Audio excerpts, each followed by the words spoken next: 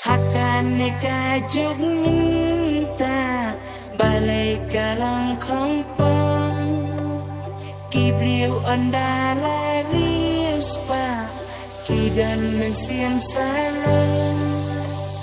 Kidan kami simeu po Baro kisau sudah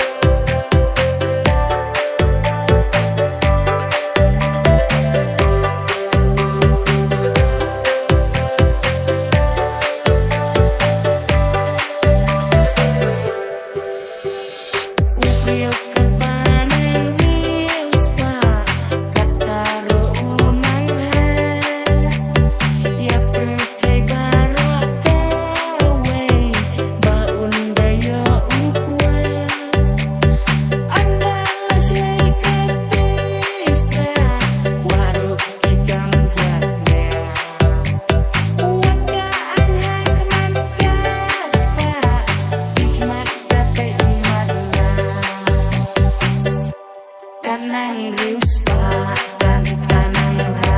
katanang yo dan tanang pa hau badong panang gusau udan roka men sekeleu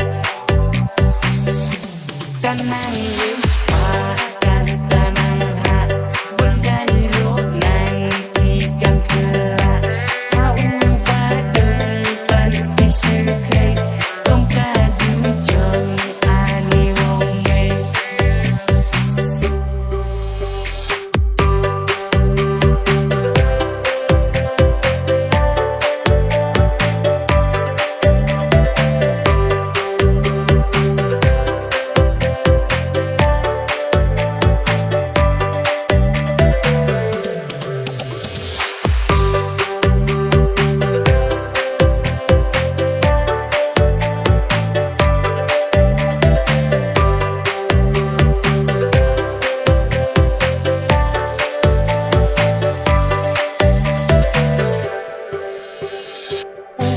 Jengi ubaskan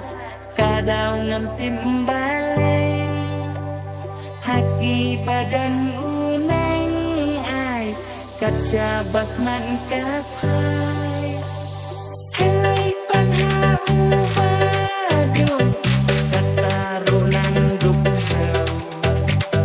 ngentim balai haji im noisin yang kancing tanang rius pa dan tanang ha